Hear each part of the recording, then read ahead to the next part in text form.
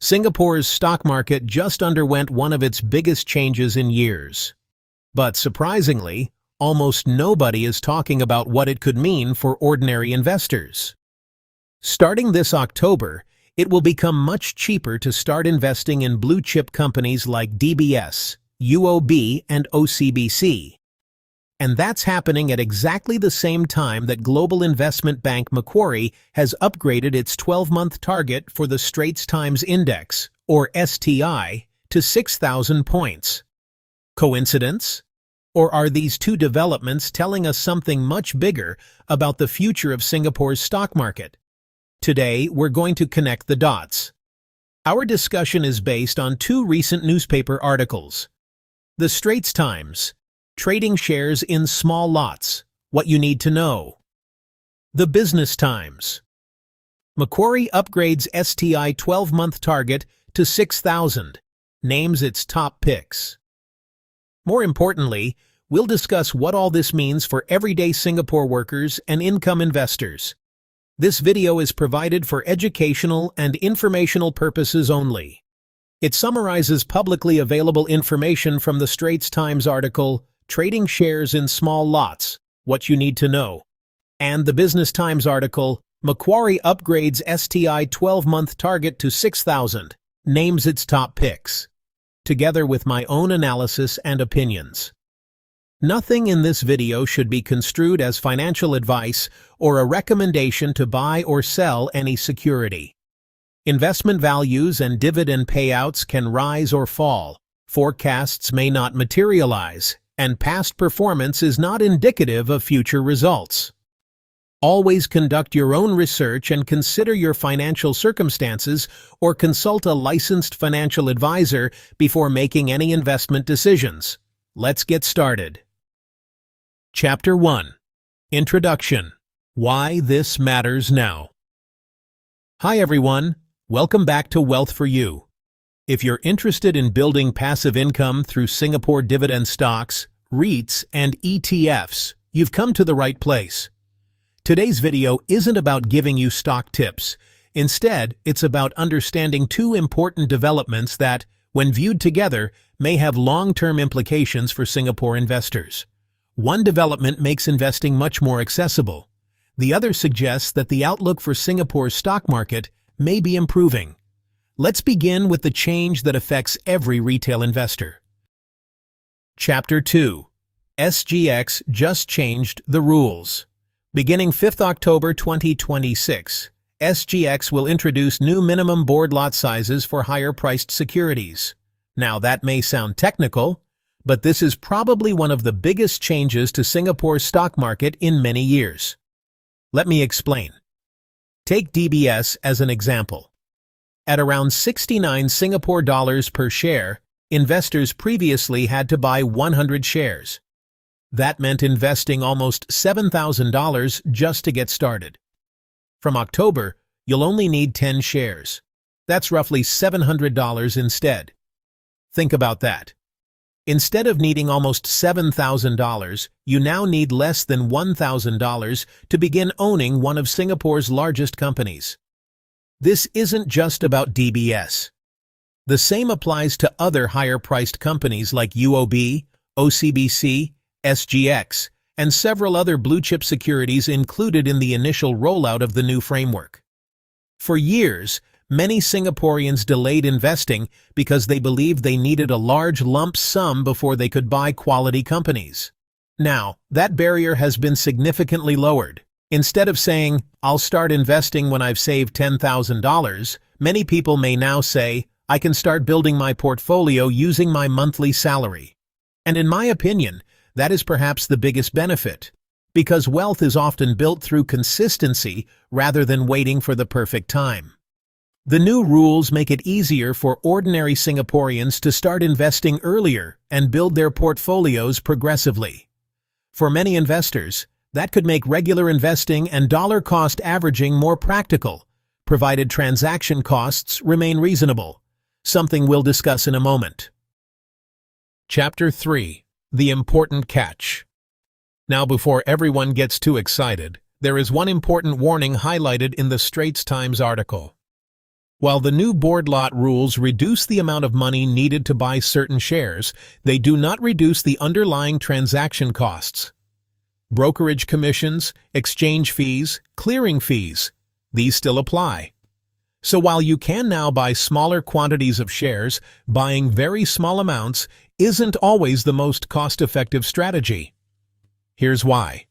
If your broker charges a flat minimum commission for every trade, that commission could become a much larger percentage of a small investment than it would for a larger one. In other words, although the barrier to entry is lower, the effective transaction cost on a very small trade could actually be quite high. That's why it's important to understand your broker's fee structure before changing your investing habits.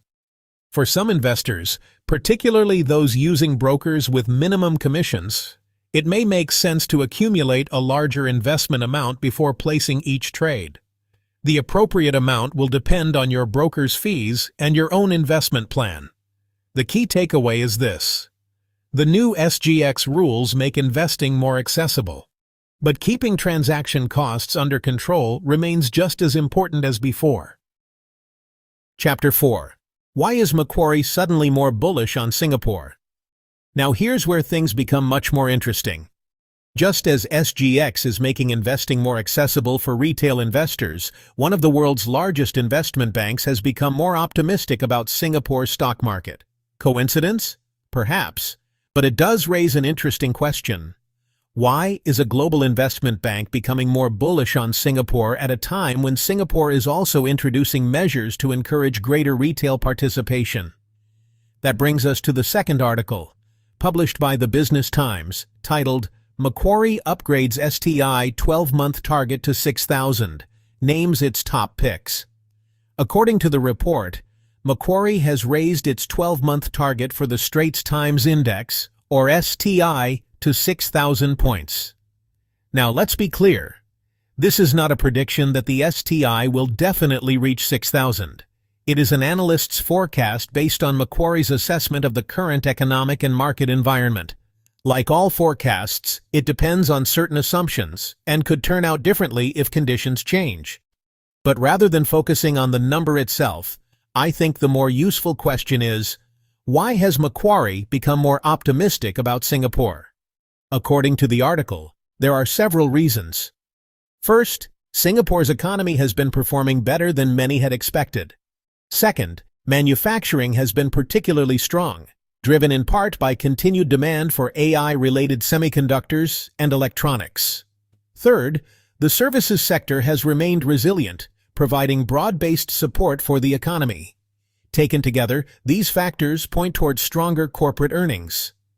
And over the long term, stronger earnings can support healthier dividends and potentially better shareholder returns, although neither is guaranteed. Macquarie also believes the STI continues to offer an attractive forward dividend yield relative to Singapore government bonds. For income investors, that's an important consideration because it suggests Singapore equities may continue to provide an appealing source of dividend income, assuming companies are able to sustain their payouts. Whether the STI ultimately reaches 6,000 is something only time will tell. But understanding the economic drivers behind Macquarie's more constructive outlook can help investors better appreciate why sentiment towards the Singapore market has improved. Chapter 5. Why Singapore banks matter so much. One statistic from the Macquarie article really stood out to me. Financial companies account for around 59% of the STI. In other words, when Singapore's banks perform well, the overall index usually performs well too. Macquarie also expects Singapore interest rates to rise from current levels over the coming year. Now, many people automatically think higher interest rates are bad. But banks are different. Moderately higher interest rates can improve their net interest income. Of course, if interest rates become too high, loan demand could slow, and credit risks could increase. So there is always a balance. Nevertheless, this explains why Macquarie continues to favor banks like UOB and OCBC. For many Singapore income investors, banks already form the backbone of their dividend portfolios, and Macquarie believes that backdrop remains supportive. Chapter 6. the bigger picture. Now let's put both stories together. I think this is where the real message lies. On one hand, SGX is making it easier for retail investors to participate by lowering the capital needed to invest in many higher-priced blue-chip companies. On the other hand, institutional investors are becoming more constructive on Singapore equities because of improving economic fundamentals. One improves accessibility, the other reflects improving market sentiment. Neither guarantees higher share prices. Markets can always surprise us. Economic conditions can change. Corporate earnings can disappoint. And interest rate expectations may not unfold exactly as forecast. But taken together, these developments suggest that the environment for Singapore investors may be becoming more favorable than it has been in recent years. For long-term investors, that's probably the more important takeaway. Not because it means every stock will perform well, or because the STI will definitely reach 6,000, but because investing tends to become easier when you're combining good investing habits with a supportive long-term backdrop. Ultimately, successful income investing isn't about trying to predict where the market will be next month. It's about consistently building a portfolio of quality businesses, managing costs, staying diversified, and allowing time and compounding to work in your favor. Chapter 7. What this means for everyday Singaporeans. So what does all this mean for ordinary Singaporeans? I think this is really the most important question. Because at the end of the day, whether the STI reaches 6,000 or not, what really matters is how these developments affect your own investment journey. If you're a young executive just starting out, one of the biggest barriers to investing has just become much lower. You no longer need several $1,000s just to begin owning quality Singapore companies like DBS, UOB, or OCBC. That means you can potentially start investing earlier, build good financial habits sooner, and allow compounding more time to work in your favor. If you're already building a dividend portfolio, the new board lot rules make it easier to add to your positions progressively instead of waiting until you've accumulated a large lump sum. For investors who practice dollar-cost averaging, this provides greater flexibility, provided your transaction costs remain reasonable. And if you're approaching retirement, building positions in blue-chip dividend stocks can now become a more gradual and manageable process rather than an all-or-nothing decision. But here's something I think is even more important. Lower barriers to investing should never lower our investing standards.